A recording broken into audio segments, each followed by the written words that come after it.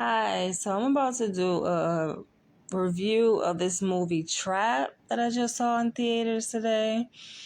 I went to see it at AMC on 34th Street in Midtown here in Manhattan, and I purchased same day tickets to go see it. I actually was going to go see it yesterday following work, but when I looked for tickets, pretty much all the tickets were sold out at the theater that I wanted to go to locally, so I just decided to wait till today. Um, I have a mixture of emotion. Like, I feel a bit annoyed, offended. I feel like, oh my gosh, yo, this film took me on a roller coaster of emotion. Now, it's classified in the genre of thriller mystery, but I will have to reclassify this as more of a suspense drama, if anything. I feel like there's nothing mysterious about this movie other than the main actor's eyes. So Josh Hartnett, he plays like the main character. And yes, his eyes are very piercing and mysterious, right? But that's the only mysterious thing that I found about this movie, because at the point where, and it was like early on in the movie where they were at the concert, and by the way, I'm wondering, like, why is he going to a concert with his teenage daughter? Like, who does that, you know? So he's at this concert with his teenage daughter, and they go see this pop singer. The concert is lit, by the way. And he keeps leaving. Like, he keeps trying to escape. First, he goes to the bathroom, and in the stall, he's looking at his phone.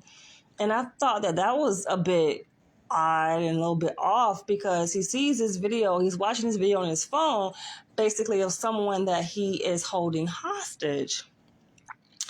And the person is in a room and he's tied up, he can't get out, he's defenseless, and the main character is looking he's looking at the video. So right then and there, and it had to be probably within the first not even 30 minutes of the film where they showed this. So it's like, how is it a mystery that he's the actual person who they are after? I mean, from there we see all of these FBI agents that quickly appeared on the scene at the concert, and he's trying to play the role like, oh, why are these FBI people here? And he's speaking to the attendants, the people who actually work at the concert, the clerks, because he had kept leaving the actual concert with his daughter. He was leaving his seat and kept going out, saying that he was going to the bathroom, just for various reasons, right? Miscellaneous shit. He said, oh, I'm going to go get, you some merchandise. And he was speaking to the clerk and like playing as if, he was curious and didn't know like why all the FBI agents were there. And I'm just like, are you kidding me? Now, granted, he's an awesome actor, but in the line of it being a mystery, it's not a mystery that they were after him. Like, we knew right then and there, the audience knew that they were after him. Now, granted, I find it interesting to see my reaction to that. I don't know if any other people who are watching the film felt the same way, but I think it was difficult for me to kind of separate myself from the main character, because I was very much aligned to him, given that they did a pretty good job in the beginning with setting the stage and kind of getting us emotionally attached to the main character and his daughter, right? Like, it appears to be a healthy dynamic, right? He's with his daughter, he's going to a concert, he's supporting his daughter. He got her tickets to go see her favorite artist. So, yes, it's easy for us as the audience to align with this character and the dynamic that he shares with his daughter. And then, we are given bits and pieces as the story progresses as to who he really is, right? Starting with in the bathroom scene, when he go uses the bathroom, he's looking at his phone, checking the camera of the person that he's holding hostage, and it's just like, something ain't right. The fact that he kept leaving, though, the seat, like he kept leaving where he was sitting in the concert with his daughter, he kept leaving and going out, and it's just like, okay. And he kept looking around and looking over his shoulder, and I was like, okay, you look suspicious. I actually said that out loud as I was watching it. I was just like, yo, you look fucking suspicious as hell, right? If you're trying to blend in and not stand out and look like something is off about you, then you don't keep looking around and checking over your shoulder, right?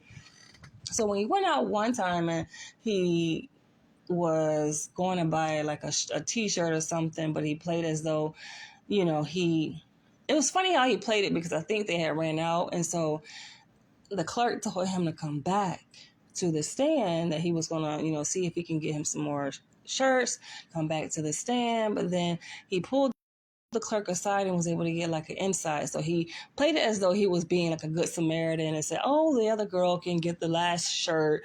Don't worry about it, And so the clerk was like, all right, well, you're such an upstanding father. You basically sacrificed because your daughter could have got the last shirt. And this is all in the middle of the concert, right? So it's like, I guess, during like the intermission of the concert, and they were going out for food and just for breaks. And the clerk was like, yeah, you're such a great father. You let this other person get the last t-shirt. He was like, I'm going to look out for you if I'm able to get some more shirts.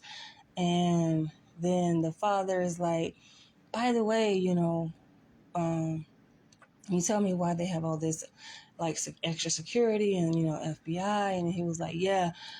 And what gets me, this is the part that I got annoyed by, because the freaking clerk, the attendant who was selling the shirts at the concert, like, is a black guy, right? And typical fucking stereotypical role that he played, where he's acting like a fucking coon, right? Like, I'm like, seriously? He's like, oh, yeah, like a fucking all geeky.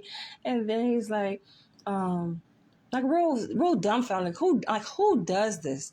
So the main character is asking him, what's going on with all the security lined up, and he gives them the inside. The black guy gives him the inside, which he wasn't supposed to do, but he breaks the code, gives them the inside as to why they are there.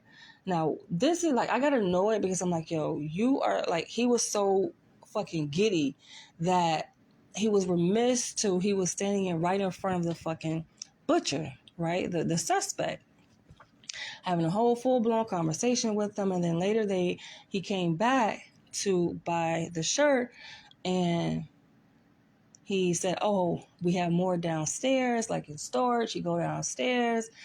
As they're down there, like, the main character snatches his ID from his back pocket. Oh, by the way, this is a spoiler alert.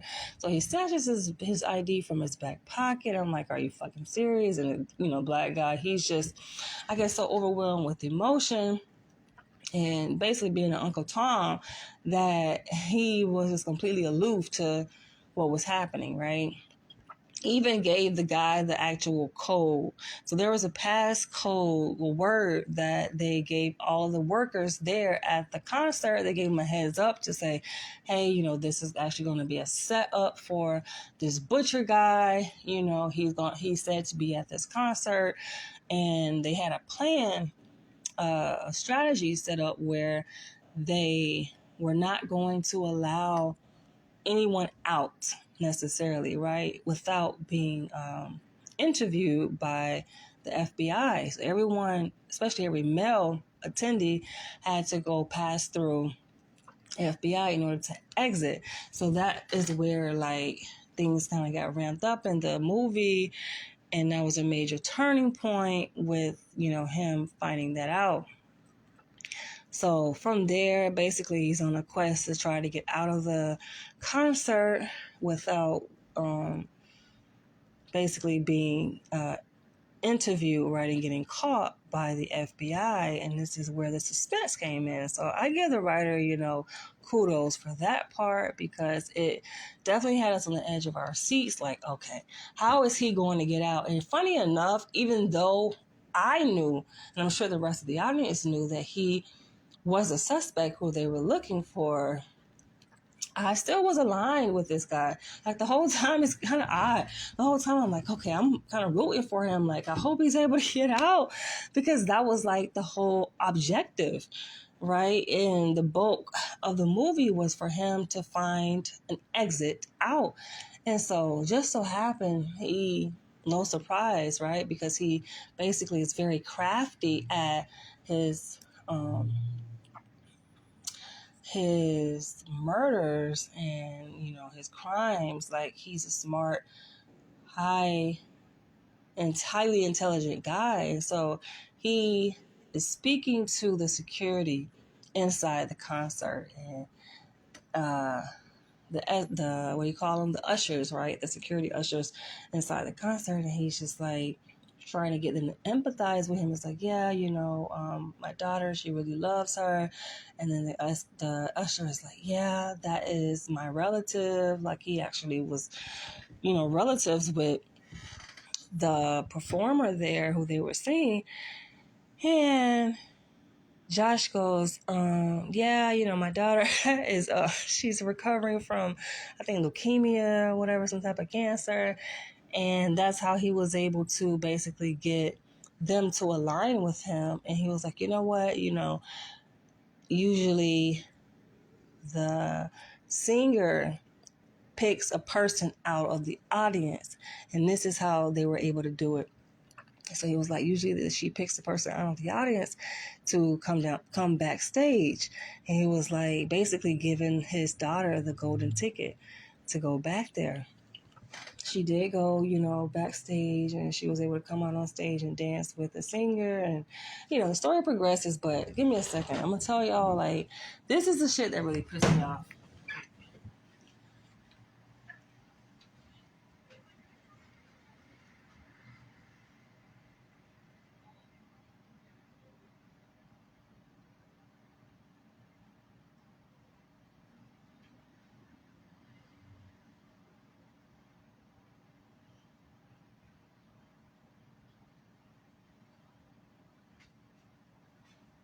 So I was pissed because it's like I'm seeing basically this common thread, right, of what they are building as a way for him to escape. And yes, of course, I align with this villain of a character. He's a suspect. But at the same time, I felt like I was divided in my emotions, because I'm like, it ain't no fucking way that he's all of these barriers of security, right? The FBI were having a meeting underground downstairs where he was able to get into this room where they were and pretend as if he was one of the workers, because then he had actually stole the badge of the black worker who was acting like a fucking, it was essentially a coon. And he was down there and he was pretending like he worked there, so he was able to squeeze through them. He was able to get their radio, one of the radios, to get the inside scoop. So he is listening to the conversations of the other FBI agents and their play-by-play action, right? Their action steps that they were taking. So he kind of had one up on the FBI, because he knew what they were about to do as they were doing it. And that's how he was able to escape. And he manipulated the singer. Like, the concert eventually ends, he manipulates the singer he manipulated her, usually actually using fear, because he showed her the video of the guy that it was holding hostage. And he's like, by the press of a button, I can release carbon monoxide, and the person was suffocated and died. And he said that it was her who had the power. If she did not cooperate, then he would press the button via his phone. So she's all frantic. She's a young girl, right? The singer, the performer who the concert was for, and she basically complies because of course she is afraid. And this is where shit get real sticky, and I didn't like it because I'm just like, this seems more, I felt like it felt like a movie at this point, right? That he was able to convince her, and he was able to basically convince her to tell the security that she is with, that they're with her, right? The father and the daughter are with the celebrity, and they get into the limo, and I'm like, this is some Hollywood shit, because I'm like, when they got into the limo and I noticed that she didn't have any security with her, I'm like, where is her security? Like, what is the likelihood that that's to happen if she doesn't have she didn't have any security? Like, where they do that at with a celebrity with her amount of fame? Like, where they do that at, right? So that's what really got me. I'm like, okay, yeah, this is a fucking movie. So I kind of was pulled out of the story at that point, and I kind of was like analyzing the movie from a filmmaker's perspective, right? At that point, because I'm just like, this is some bullshit. And then from there, like, it was a tug of war, because at that point, it was the celebrity trying to escape, right? Now, at that point, the daughter, she was blind to the fact that her father was the guy. Like, anything was happening, she didn't even know. She's just all fucking starry-eyed and starstruck about being able to ride in the limousine with the celebrity. The celebrity then turns the table and was like, oh, can y'all come to my house? So she takes her power back, right? And because he didn't want to blow the cover in front of his daughter, he, Josh, the main character, is having to kind of give in and acquiesce to the demands of the celebrity. Right? So, like, it's a game of tug of war while they're in the limo, which I like that. I felt like that was somewhat good storytelling. But then they finally get to the daughter's house, or the father's house, because she's like, oh, can they come over? And I was just like, seriously? So they end up at the actual person's house, his house with, his wife was there, their younger son was there. And I'm just like, okay, so I pretty much gave the entire movie away, but I'm not gonna like necessarily give all the details of the ending, because the ending, it was a lot of shit happening. And basically what got me was a series of events as to how he was able to get away. Essentially, he got away. And I knew, it's funny enough, I knew that he was going to get away.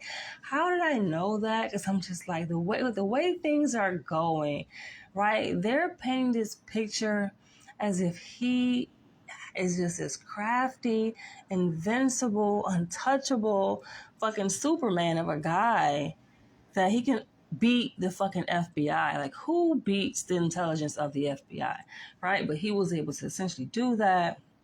Granted, it was a buildup of events at the end where, of course, the FBI did come to the house.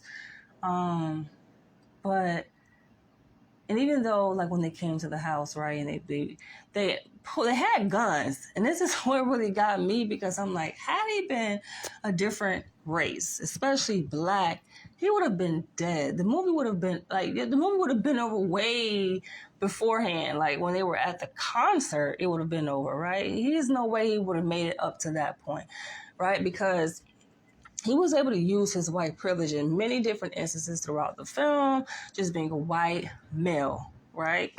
White men, obviously, in our society have a degree of perceived power and leverage. And so that's what annoyed the shit out of me, because there was a point where I'm just like, okay, they need to get his ass. I think that turning point for me was when they were in the limousine, and he had the concert girl hostage. I'm just like, nah, I think that's what the turning point was for me. I was kind of rooting for him. I'm like, okay, hopefully he can escape, right? Because he had many different outlets that he was looking at to try to get away through backstage, through uh, underground. Like he was looking at different options for how he could get out past the FBI at the concert. And I was rooting for him, but then I'm like, okay, hell nah. When when she got in the when they were in the limousine with her, I'm just like, nah. So I really saw him for who he was, the evil character that he was, and I wanted him to die. But when he didn't, when they came, the FBI came and they shot him.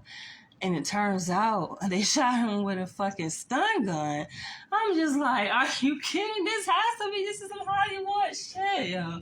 Like, why would, like, after all the people, and this is a person that he's fucking highly wanted by the FBI. Like, high profile fucking guy. He didn't kill all these people, butchered all these people, and then they pull out stun guns. I thought he was going to be dead on sight. That's the shit that really pissed me off in the film. The shit that really pissed me off. And then when he finally got his ass in the back of the FBI fucking truck, he still was able to get away because before he was placed in the truck, he was like, hold on. I'm like, you know damn well if there was a black man, first of all, he would have been dead, number one. But even if he was still alive at that point, they would not give this man all these special privileges, being able to touch his daughter's bike. And they made it seem like, oh, he was just kind of saying his alibi goodbye by touching his daughter's bike. And then when his daughter came back to the house, she ran up to him and gave him a hug. And I'm just like, what? So from that, basically, when he touched his daughter's bike, I think he stole the spoke or he took something sharp off of the bike, and that's how he was able to break the handcuffs in the back of the FBI truck. And then that's pretty much was the ending scene where they had a close-up of him laughing, very sinister laugh. Like, oh my gosh, he's so evil. And it left in the minds of the viewers like, this guy is still on the loose. And I knew that was going to be the ending. Like probably 30 minutes before the movie actually ended, I knew that was actually going to be the ending. I was just like, watch, they're going to let his ass get away. Because at that, it was too good to be true. And they just, I think, want to pay him to be this invincible character, which they did a good job at doing, essentially. And then the closing scene, which kind of was a comedic relief. They had the black guy from the concert earlier. He's sitting on his couch watching the news, and they're telling the news story and describing who this guy was, basically identifying the suspect. And he's just like, oh my gosh. He's all fucking in a frenzy. He's like, oh my gosh, I helped this guy. I'm just like, they would have us looking dumb as hell. So I felt like that was done intentionally. And me as an African-American conscious black woman, I feel like, like I said, I felt offended because I'm just like, they did this shit on purpose. Juxtaposing this black man, naive, dumb looking, dumb sounding, dumb acting black man up against this white fucking villain who's just so crafty and intelligent and invincible and strong. And granted, he was fine. Like, give him that. Listen, like I said, he had them piercing eyes and he's 6'3". And I'm like, damn, looking at his pictures on Google, like, damn, this motherfucker fine as shit. But I felt like that's the whole point. That was the whole point of the film. But anyway, that was Trap. I don't know how many stars I would give. I don't know how many stars I would give it. I noticed that it's been rated, I think, like 60% I did read some reviews like before I went to go see it. I didn't get too deep into the reviews. I just kind of glanced over a handful of reviews before I went to go see the movie. And everybody was saying, oh, it's such a good movie.